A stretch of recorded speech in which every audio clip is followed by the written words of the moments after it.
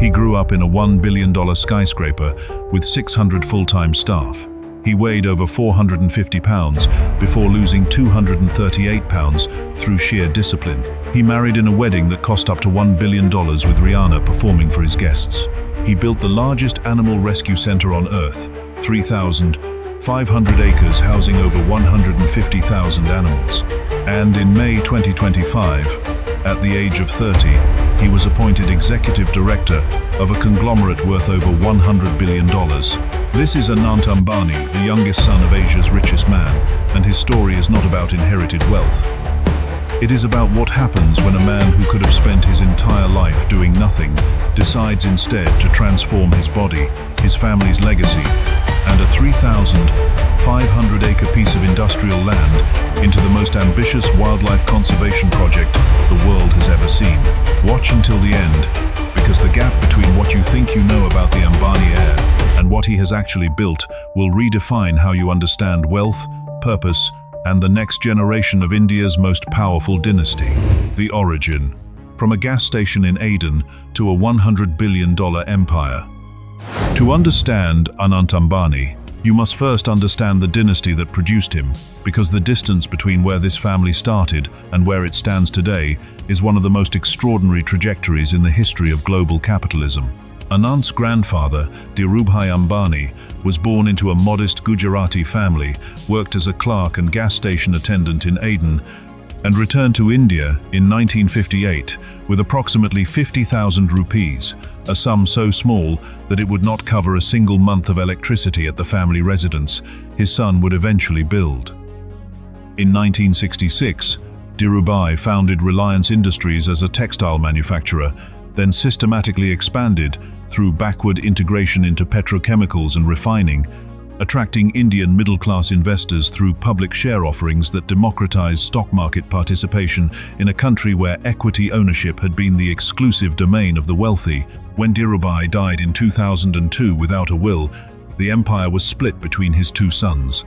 Mukesh retained the core sectors, petrochemicals, oil refining, telecom, and retail, and built them into a conglomerate with a personal net worth fluctuating around $90 to $100 billion by 2026. Anant was born on the 10th of April 1995 in Mumbai, the youngest of three children, 4 years behind the twins, Akash and Isha.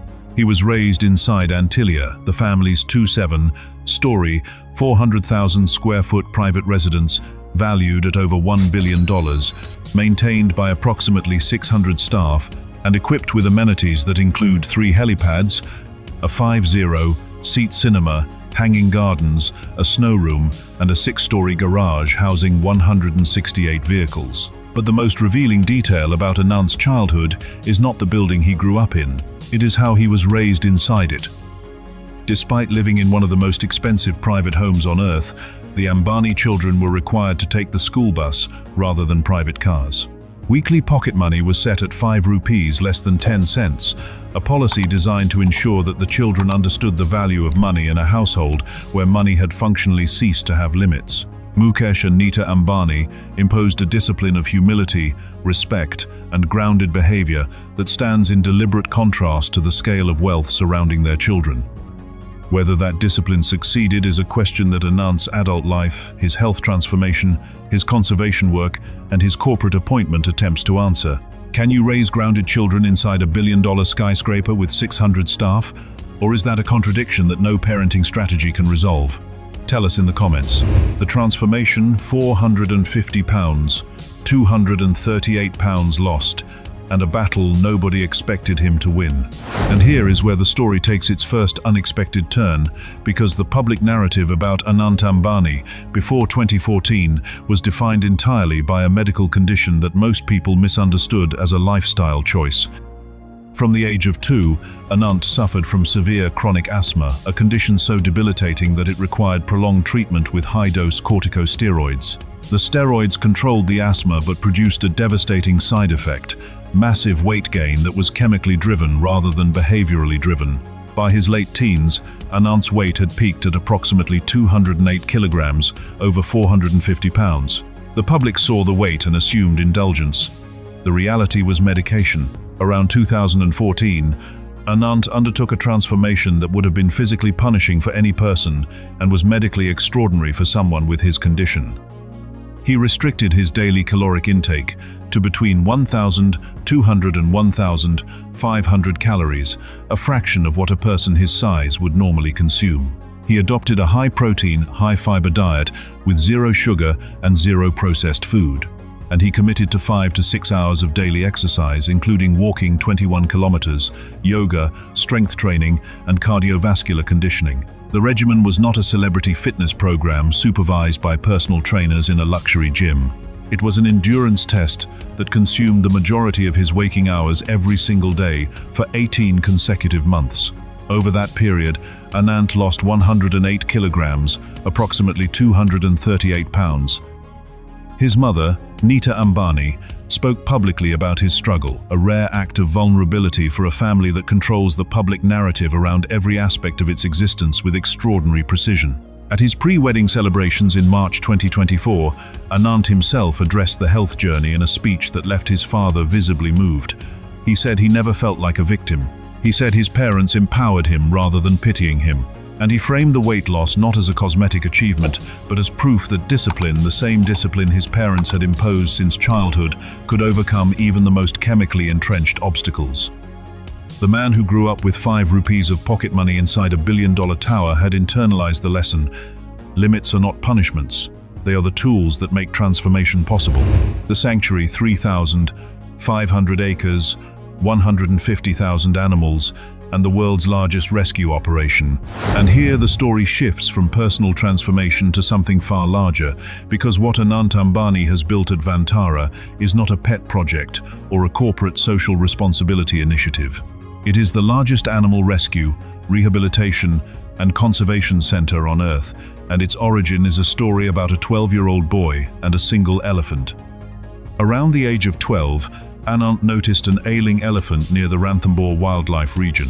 Rather than simply purchasing the animal, which a family of his wealth could have accomplished in minutes, Anant spent months building a personal relationship with the elephant's mahout, a caretaker named Kailash. He learned Kailash's language, earned his trust, and offered a better life for both the man and the animal. The elephant, named Gauri, became the foundation of everything that followed. Today, Vantara spans approximately 3,500 acres inside the green belt of Reliance's Jamnagar refinery, complex industrial land that has been transformed into a sanctuary, housing over 150,000 animals across more than 2,000 species. The facility includes over 200 elephants, more than 300 big cats, tigers, lions, jaguars, leopards, over 1,200 reptiles, and thousands of birds. The infrastructure is built to standards that no zoo on Earth can match. A 100,000 square foot wildlife hospital contains MRI scanners, CT machines, ultrasound equipment, X-ray facilities, endoscopy suites, an ICU, and quarantine zones. The elephant hydrotherapy pool, the first of its kind ever built, features 260 high-pressure heated water jets designed in-house by Reliance engineers. The investment in Vantara is estimated to run into hundreds of millions of dollars, though the Ambani family has never disclosed a precise figure. The scale of infrastructure, the veterinary technology, and the workforce of several thousand caretakers and over 30 specialist veterinarians place the project's cost in a category that most governments would struggle to fund. In November 2025, CITES, the international body governing wildlife trade, formally recognized Vantara for exemplary care, infrastructure, and ethical stewardship, establishing it as a global benchmark for animal welfare. Partnerships with the WWF and IUCN extended Vantara's advisory reach internationally, including conservation assistance in Indonesia. A Vantara University has been launched to train wildlife science and veterinary professionals. And in March 2025, Prime Minister Narendra Modi personally inaugurated the facility. Anant himself has dedicated 2 hours daily for 15 consecutive years to Vantara operations, learning the mahout language, personally knowing the histories of individual animals, and embedding himself in the daily work of the sanctuary with a consistency that cannot be explained by publicity or corporate obligation. His motivation, by his own description, is rooted in Sanatan Dharma, specifically the concept of Jiv Seva, service to all living beings. Whether that motivation is spiritual conviction or strategic brand building is a question each observer must answer for themselves. But the sanctuary itself is not debatable. It exists. It operates. And nothing else like it has ever been built. Is Vantara a genuine act of conservation driven by personal conviction, or is it the most sophisticated reputation-building exercise in the history of corporate India? Your analysis below. The wedding up to $1 billion, Rihanna on stage, and a nation divided. In July 2024, Anant Ambani married Radhika Merchant, the daughter of a prominent pharmaceutical family, in a series of celebrations that lasted months and generated more international media coverage than most state visits. The estimated total cost ranged from $130 million to $1 billion, with no official figure ever released. The pre-wedding events in Jamnagar in March 2024 featured a private performance by Rihanna, her first major concert appearance in years alongside Bollywood headliners. A Mediterranean cruise in May brought Katy Perry, the Backstreet Boys, and Pitbull aboard. A July pre-wedding concert in Mumbai featured Justin Bieber. The guest list included David Beckham, John Cena, Kim and Khloe Kardashian, former British Prime Ministers Tony Blair and Boris Johnson, and the CEO of Saudi Aramco. The main ceremony took place at the Geo World Convention Center on the 12th of July 2024, with religious receptions extending through July 14 and celebrations continuing for weeks afterward. Floral installations by designer Preston Bailey featured 60 to 70 monumental animal sculptures, each constructed from between 100,000 and 200,000 Indian-sourced flowers, paying tribute to Vantara's conservation mission. Radhika wore custom couture by Versace, Manish Malhotra, and Anamika Khanna. One gown contained a love letter Anant had written to Radhika at the age of 22, printed directly onto the fabric, a detail that is either deeply romantic or deeply performative, depending on your tolerance for billionaire sentimentality. The backlash was fierce and immediate. Former Kerala Finance Minister Thomas Isaac called it a sin against Mother Earth and the poor. Activist lawyer Prashant Bhushan described it as a nauseatingly vulgar display. Critics compared the wedding spending to essential public budgets in a country where hundreds of millions of people live below the poverty line. Nita Ambani responded in a February 2025 Bloomberg interview, framing the celebration as a made-in-India cultural event that showcased Indian traditions, artisans, and heritage on a global stage. The family also hosted a mass wedding for underprivileged couples on the same day as the July 2 entertainment event, a gesture of seva that critics dismissed as optics and supporters praised as genuine generosity. The wedding, like everything the Ambani family does, existed at a scale where admiration and outrage are indistinguishable and where the line between celebration and provocation depends entirely on which side of India's economic divide you stand on. The assets, private jets, a $25 million watch collection, and an $80 million beach villa. Beyond Antilia and beyond Vantara, Anant Ambani maintains a personal asset portfolio that reflects the consumption patterns of a man whose attributional net worth, shared with his brother Akash, reaches approximately $43 billion in combined promoter stakes and family holdings. His personal net worth is estimated at approximately $500 million, though the distinction between personal and family assets in the Ambani structure is functionally meaningless. The family operates as a single economic unit whose resources flow according to need rather than strict individual ownership. Anant owns an $80 million beachfront villa on Dubai's Palm Jumeirah, a 10-bedroom property with a 70-meter private beach, indoor and outdoor pools, a gym, a spa, and an art collection. The family's private aircraft, a Boeing business jet 737 MAX 9, converted into a flying residence, is valued at between $120 and $150 million, with a range of 6,355 nautical miles, enabling non-stop intercontinental flights from Mumbai to virtually any major city in Europe or Asia. His car collection includes a Rolls-Royce Phantom drophead coupe, a Ferrari Purosangue, Bentley Continental and Bentayga models, a Mercedes G63 AMG, an armored Mercedes S-Class, a BMW i8, and a Darts Prombron armored vehicle based on the Mercedes Maybach GLS 600 valued at between $1.3 and $1.6 million. Security convoys of over 20 vehicles accompany Anant during public movements, with dedicated ambulances present at all times. But the most revealing collection is his watches. Anant's horological portfolio is valued at over $25 million and includes pieces that most collectors will never see in person. A Patek Philippe Grandmaster chime featuring 20 complications and 5 chiming modes carries a value of approximately $9 million. A Patek Philippe Sky Moon tourbillon with 12 complications and dual celestial dials adds several million more. Multiple Richard Mille pieces, including a green sapphire RM56-01 tourbillon and an RM52-04 skull in blue sapphire, one of only 3 ever made, push the collection into rarefied territory that exists at the intersection of mechanical engineering and wearable art. The most personally significant piece is a custom Jacob & Co. Opera Fantasia in green camouflage, built specifically for Anant, with 397 gemstones and a hand-painted figurine depicting him surrounded by lions and tigers, a direct tribute to Vantara. It is a watch that costs approximately $1.5 million and tells time while also telling the story of the man who wears it. The appointment executive director at 30 and the future of Reliance.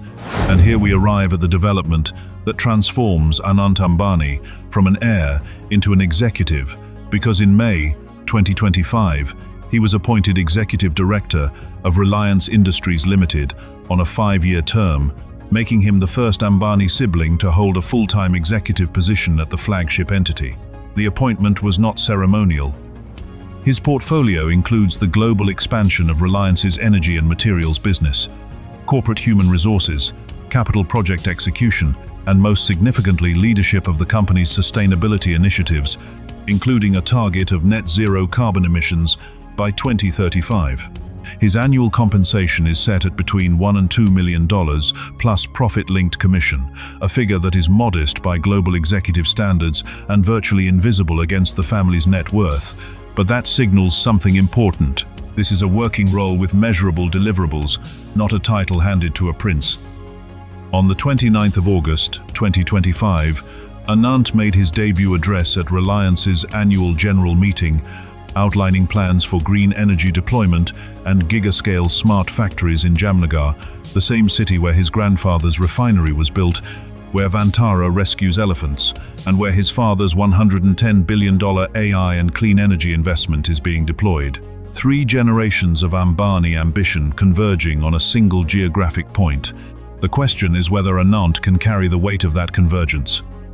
He graduated from Brown University in 2017 with a degree in business management and political science.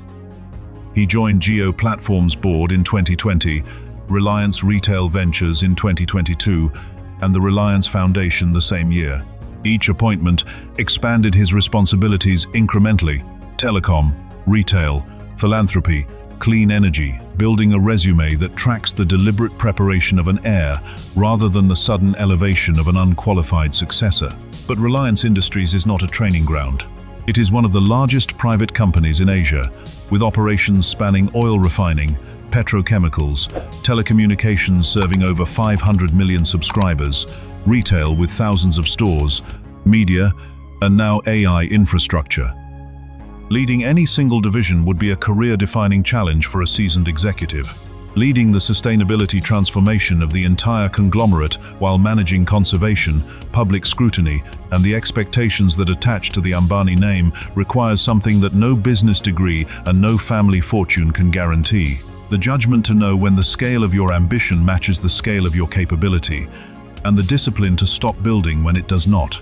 Will Anant Ambani prove that the 3rd generation can build as effectively as the first, or will the weight of his father's empire prove heavier than the 238 pounds he already lost? Your verdict in the comments. The life of Anant Ambani reveals 3 strategic truths about what happens when extreme wealth meets personal conviction in the 3rd generation of a dynasty. First, the Vantara sanctuary demonstrates that wealth deployed at sufficient scale can produce outcomes that governments and NGOs cannot replicate. A 3,500-acre facility with 150,000 animals, a 100,000 square foot hospital, CITES recognition, and a university built and funded by a single family's resources. Whether the motivation is spiritual, strategic, or both, the result is a conservation infrastructure that has no equivalent anywhere on Earth. Second, the wedding with its $1 billion price tag, its celebrity performers, and its simultaneous mass wedding for underprivileged couples illustrates the impossible balancing act that defines extreme wealth in a nation of 1.4 billion people. Every act of generosity is shadowed by the scale of consumption that funds it, and every act of consumption is defended by the generosity that accompanies it. Third, the executive appointment at Reliance, with its sustainability mandate, its Jamnagar focus, and its connection to the family's $110 billion energy transformation positions Anant at the intersection of legacy and innovation, where the question is no longer whether the Ambani dynasty can survive into its third generation, but whether the third generation can build something that the first two generations never imagined. From a gas station attendant in Aden to a $100 billion empire in Mumbai. From £450 to a physical transformation that required 18 months of daily discipline. From a single ailing elephant to the largest animal sanctuary on the planet. From a wedding that cost up to $1 billion to an executive appointment that pays $2 million, what you have seen today is the anatomy of how the youngest heir to Asia's greatest fortune is attempting to earn a legacy that was never his to inherit, it was only his to build. If this kind of deep analysis is valuable to you, hit like and subscribe. In the next episode, we will reveal the hidden succession plans of the 5 wealthiest dynasties in Asia, families whose combined fortunes exceed the GDP of most European nations, but whose internal power struggles remain invisible to the outside world.